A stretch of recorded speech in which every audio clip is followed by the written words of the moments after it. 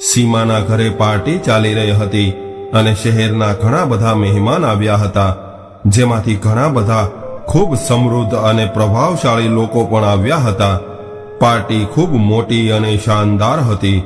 બધા જ લોકો સીમાના વખાણ કરી રહ્યા હતા. ત્યારે એક વ્યક્તિ કહેવા લાગ્યો કે વાહ સીમા મેડમ, તમે તો ખૂબ સારું અરેન્જમેન્ટ કર્યું છે. ત્યારે એક લેડીઝ બોલી કે અરે, પાર્ટી સીમા મેડમ આપતા હોય અને એ પાર્ટીમાં દમ ન હોય એવું ક્યારેય ન બની શકે. આ બાજુ સીમા પોતાના વખાણ સાંભળીને ઘમંડમાં ચૂર થઈ રહી હતી અને બધા જ લોકોનું અભિવાદન કરી રહી હતી. ત્યારે જ એની નજર એની સાસુ સાવિત્રીબેન પર ગઈ, જે દૂર ખૂણામાં બેસીને આ બધું જોઈ રહ્યા હતા. પોતાની સાસુને જોઈને સીમા ગુસ્સે થઈ ગઈ અને ગુસ્સો કરીને એ પોતાના સાસુમા પાસે ગઈ અને એનો હાથ ખેંચીને રૂમની અંદર જઈને કહેવા લાગી કે અરે માજી, તમે કેમ મારી પાછળ પડી ગયા છો? તમને કેમ સમજાતું નથી કે આટલા બધા મોટા મોટા લોકો પાર્ટીમાં આવ્યા છે અને તમે બહાર આવીને આ બધા જ લોકો સામે બેસી ગયા છો? મેં તમને કહ્યું હતું કે તમે બહાર નહીં આવતા, છતાં પણ તમે બહાર આવીને બેસી ગયા, અને એ પણ આવી બેકાર સાડી પહેરીને. અરે, તમારી તો કોઈ ઇજ્જત નથી, પરંતુ મારી આ લોકો સામે ખૂબ ઇજ્જત છે, અને મારી ઇજ્જત શા માટે માટીમાં મેળવી રહ્યા છો? એટલે માજી, મારી એક વાત કાન ખોલીને સાંભળી લ્યો કે આ બધી બેશરમી છોડી દ્યો, નહીતર ક્યાંક બીજે જતા રહેજો. તમે તો મારા નાકમાં દમ કરી રાખ્યો છે. દારૂના નશામાં સીમા ગુસ્સો કરીને આવું બધું કહી રહી હતી અને સાવિત્રીબેન ચૂપચાપ વહુની આવી કડવી વાતો સાંભળી રહ્યા હતા અને આંસુ વહાવી રહ્યા હતા.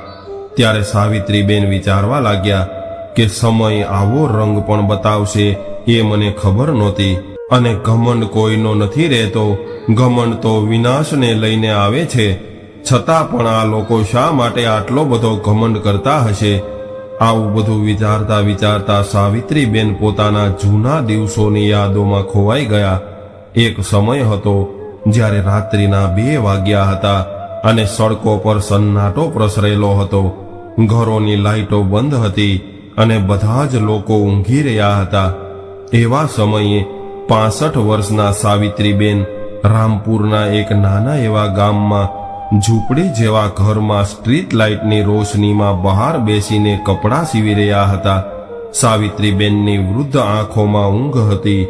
એના હાથ પણ હવે થાકી ગયા હતા, પરંતુ એને આ બધું કરવું પડે એમ હતું. જો કે થોડી વાર બાદ ઊંઘ એના ઉપર હાવી થવા લાગી, એટલે એ ત્યાંથી ઊભા થઈને પોતાની આંખો પર પાણી છાંટવા લાગ્યા. આ જોઈને એની વહુ સીમા, જે સાવિત્રીબેનની પાસે બેસીને વાંચી રહી હતી, એણે એવું કહ્યું કે માજી, તમે થોડી વાર આરામ કરી લ્યો. હું ક્યારની જોઈ રહી છું કે તમને ઊંઘ આવી રહી છે, છતાં પણ તમે કામ કરી રહ્યા છો. ત્યારે સાવિત્રીબેને એવું કહ્યું કે અરે નહીં વહુ, મને ઊંઘ નથી આવી રહી, કેમ કે મારે આ કામ કાલે સવાર સુધીમાં ખતમ કરવાનું છે. એટલે તું ચિંતા ન કરતી અને તું તારો અભ્યાસ કર. તારી પરીક્ષા નજીક આવી રહી છે, એટલે પરીક્ષાની તૈયારી સારી રીતે કરવી પડશે. ત્યારે સીમાએ કહ્યું કે હા માજી, તૈયારી તો કરી રહી છું. હવે જોઈએ છીએ કે પરીક્ષાનું રિઝલ્ટ કેવું આવે છે, અને આમ પણ મેં તો નક્કી કરી લીધું છે. એટલે તરત જ સાવિત્રીબેન કહેવા લાગ્યા કે તે શું નક્કી કરી લીધું છે? ત્યારે સીમાએ એવું કહ્યું કે એ જ કે કદાચ આ વખતે મારું સિલેક્શન નહીં થાય તો હું આગળ પરીક્ષા નહીં આપું અને તમારા કામમાં મદદ કરાવીશ. વહુની આવી વાત સાંભળીને સાવિત્રીબેને વહુના મોં પર આંગળી રાખી અને કહેવા લાગ્યા કે વહુ, એવું ભૂલથી પણ નહીં બોલતી કે આ વખતે તારું સિલેક્શન નહીં થાય. અરે, શા માટે તું પાસ નહીં થાય? આ વખતે તો તું જરૂર પાસ થઈશ. અરે, તું તો આટલી બધી મહેનત કરે છે, અને મહેનત કરવાવાળાની ક્યારેય હાર નથી હોતી. સાવિત્રીબેન પોતાની વહુ સીમાને સગી માની જેમ પ્રેમ કરતી હતી. 1 વર્ષ પહેલાની વાત છે, જ્યારે સીમા એના પતિ રવિ અને સાવિત્રીબેન સાથે ટ્રેનમાં બેસીને કોઈ સંબંધીના લગ્નમાં જઈ રહી હતી. ત્યારે સીમા કહેવા લાગી કે કદાચ અગાઉથી રિઝર્વેશન ન મળ્યું હોત તો ખૂબ મુસીબત થઈ જાત. એટલે સાવિત્રીબેને કહ્યું કે વહુ, હવે તો રિઝર્વેશન મળી ગયું છે, એટલે તું ચિંતા શા માટે કરે છે? આ બાજુ ટ્રેન પોતાની ગતિથી ચાલી રહી હતી અને એને જે સ્ટેશને ઉતરવાનું હતું એ સ્ટેશને પહોંચતા પહેલા જ ટ્રેનનું ભયાનક અકસ્માત થયું. ચારેય બાજુ ભાગદોડ મચી ગઈ અને આ અકસ્માતમાં ઘણા બધા લોકોનું મૃત્યુ થઈ ગયું હતું. આ અકસ્માતમાં સીમાના પતિનું પણ મૃત્યુ થયું હતું અને સીમા પણ ઘાયલ થઈ હતી. પરંતુ આ અકસ્માતથી સીમા અને સાવિત્રીબેનને જે દર્દ મળ્યું હતું એ બંને જીવનભર ભૂલી શકે એમ નહોતા. ત્યારે સીમા રડતી રડતી કહેવા લાગી કે હે ભગવાન, ઘણા બધા લોકો મરી ગયા છે, તો પછી મને શા માટે જીવતી રાખી? હે ભગવાન, રવિ વગર હવે હું કેવી રીતે જીવી શકીશ? ત્યારે સાવિત્રીબેને કહ્યું કે વહુ, તું હિંમત રાખ. કુદરત આગળ આપણે લાચાર છીએ. પોતાના એકના એક દીકરાનું આવી રીતે મૃત્યુ થવાથી સાવિત્રીબેન પણ ભાંગી પડ્યા હતા અને હવે તો સીમાને પણ જીવવાની કોઈ ઈચ્છા નહોતી. પરંતુ બંને શું કરી શકે? કેમ કે જીવન હજુ બાકી હતું, એ તો જીવવું જ પડે. ત્યારે સાવિત્રીબેન કહેવા લાગ્યા કે વહુ, તને ખબર છે કે જીવનનું સત્ય શું છે? જીવન ક્યારેય રોકાતું નથી અને જ્યાં સુધી આપણે સંસારમાં રહીશું ત્યાં સુધી જીવવું જ પડશે. ત્યારે સીમાએ કહ્યું કે માજી, આપણે કેવી રીતે જીવશું? આપણો સહારો તો જતો રહ્યો છે અને હવે આપણે જીવીને શું કરશું? ત્યારે સાવિત્રીબેને કહ્યું કે વહુ, રવિ આપણને આવી રીતે છોડીને જતો રહ્યો છે એ તો ખૂબ પીડાદાયક છે, છતાં પણ આપણે જીવવું જ પડશે. કેમ કે રવિની આત્મા આપણને દુઃખી થતા જોશે તો એ પણ દુઃખી થશે, એટલે એના માટે આપણે જીવવું પડશે. ત્યારે સીમાએ કહ્યું કે માજી, પરંતુ આપણે આપણું ઘર હવે કેવી રીતે ચલાવી શકશું? પહેલા તો રવિની કમાણીથી આપણું ઘર ચાલતું હતું, હવે આપણું ઘર ચલાવવા માટે પૈસા ક્યાંથી આવશે? આપણે આપણા ઘરનું ભાડું કેવી રીતે ભરી શકશું? ત્યારે સાવિત્રીબેને કહ્યું કે વહુ, તારા લગ્ન બાદ તારો અભ્યાસ અધૂરો રહી ગયો હતો, એટલે તું હવે તારો અભ્યાસ પૂરો કર અને ખૂબ ભણી ગણીને તું તારું મુકામ હાંસલ કર. અને જ્યાં સુધી ઘર ચલાવવાની વાત છે તો એ હું સંભાળી લઈશ. કેમ કે રવિ જ્યારે 6 વર્ષનો હતો ત્યારે જ એના પિતા ગુજરી ગયા હતા, પરંતુ મેં ત્યારે પણ હિંમત નહોતી હારી અને ખૂબ મહેનત કરીને રવિને મોટો કર્યો હતો. ત્યારે પણ મેં સિલાઈનું કામ શરૂ કર્યું અને સિલાઈ કામ કરીને જ રવિને ભણાવ્યો હતો. તો પછી આજે ફરી વાર હું સિલાઈ કામ કરીને મારી વહુને ભણાવીશ. ત્યારે સીમાએ કહ્યું કે માજી, શું એ સારું લાગશે કે તમે આ ઉંમરે મારા માટે કામ કરશો? નહીં માજી, મારે નથી ભણવું. હવે સિલાઈનું કામ હું કરીશ અને ઘર પણ હું સંભાળીશ. ત્યારે સાવિત્રીબેને કહ્યું કે નહીં વહુ, હજુ સુધી હું એટલી વૃદ્ધ નથી થઈ કે હું કોઈ કામ ન કરી શકું. હજુ પણ મારી અંદર એટલી હિંમત છે કે હું બધું જ સંભાળી શકું છું. હું તારું અને મારું બંનેનું ધ્યાન રાખી શકું છું. તું બસ મન લગાવીને તારો અભ્યાસ પૂરો કર અને નોકરીની તૈયારી કર. ત્યારબાદ સાવિત્રીબેન સિલાઈનું કામ કરવા લાગ્યા અને સીમાએ પોતાનો અધૂરો રહેલો અભ્યાસ પૂર્ણ કરવાનું શરૂ કર્યું. હવે સીમાની કોલેજની ફી, એના ચોપડા અને ઘરનો ખર્ચો ચલાવવાનું આ બધું જ સાવિત્રીબેનના ખભા પર આવ્યું હતું. એટલા માટે એ ખૂબ મહેનત કરતા હતા. ધીરે ધીરે સાવિત્રીબેનની મહેનત અને સીમાની લગ્નના કારણે સીમાએ MAની પરીક્ષા પાસ કરી લીધી. ત્યારે સીમા કહેવા લાગી કે માજી, આ બધું તમારા આશીર્વાદના કારણે થયું છે, નહીતર હું તો હિંમત હારી ગઈ હતી. એટલે સાવિત્રીબેને કહ્યું કે અરે બેટા, મારા આશીર્વાદ તો હંમેશા તારી સાથે છે, પરંતુ મારા આશીર્વાદ કરતાં પણ વધારે તારો કઠિન પરિશ્રમ રંગ લાવ્યો છે. એટલે સીમાએ કહ્યું કે કઠિન પરિશ્રમ તો તમે મારા માટે કર્યો છે.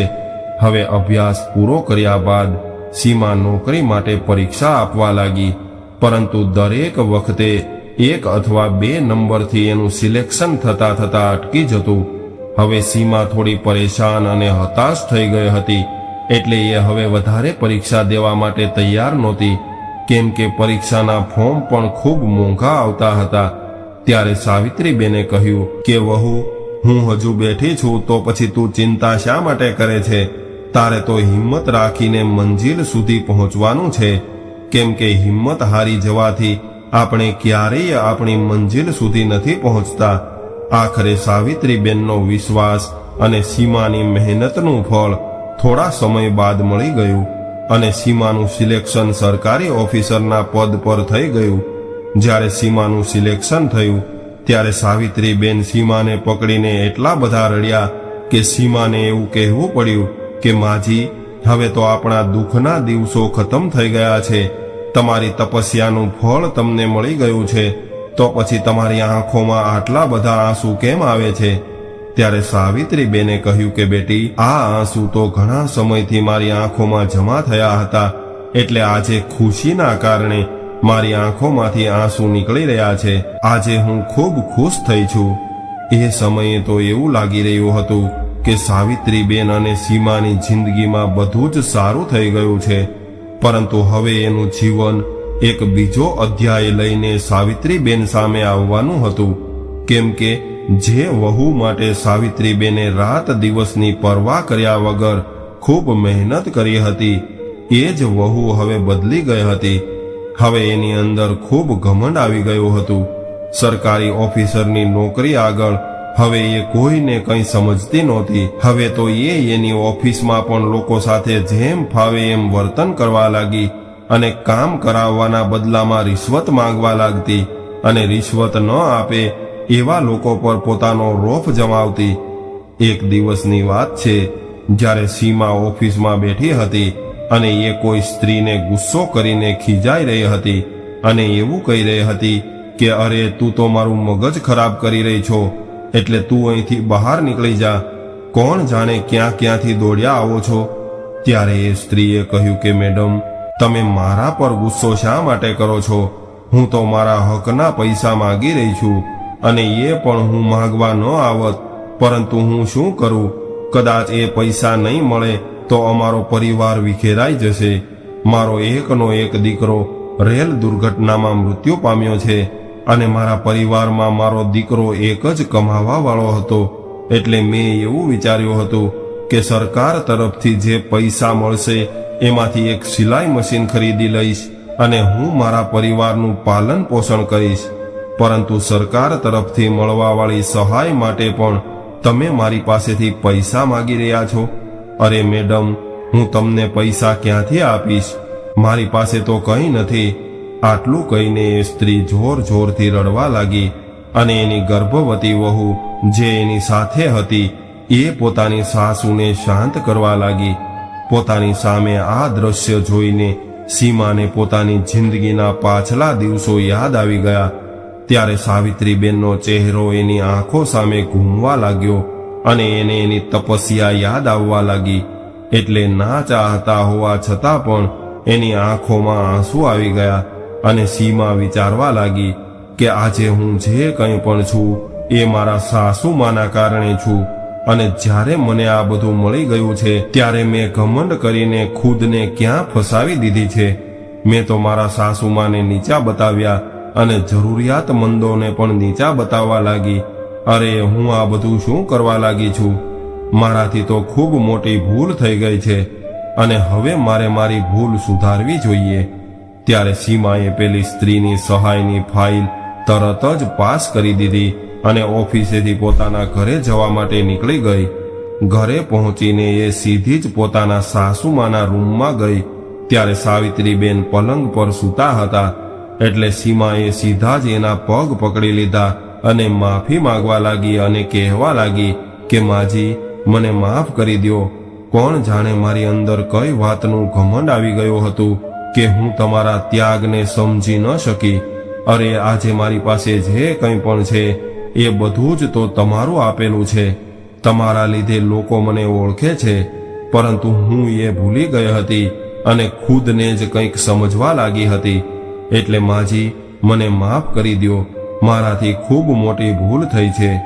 હવે સીમા પોતાના સાસુમાના પગ પકડીને રડી રહી હતી, પરંતુ સાવિત્રીબેન તો અચેત અવસ્થામાં પડ્યા હતા અને એ આ ઘમંડની દુનિયાને છોડીને પરલોકમાં પહોંચી ગયા હતા.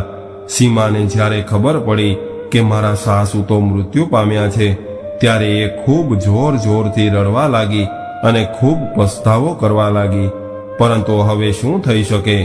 જો કે હવે સીમાને જીવનની સૌથી મોટી શીખ મળી ગઈ હતી કે આપણે કોઈ પણ હોદ્દા ઉપર હોઈએ અથવા ગમે એટલા પૈસાવાળા બની જઈએ, છતાં પણ ઘમંડથી દૂર રહેવું જોઈએ. તો મિત્રો, આજની સ્ટોરી તમને કેવી લાગી કોમેન્ટમાં જરૂર જણાવજો, અને પસંદ આવી હોય તો વિડીયોને લાઈક, શેર અને નવા હોય તો ચેનલને સબસ્ક્રાઇબ જરૂરથી કરજો. હર હર મહાદેવ.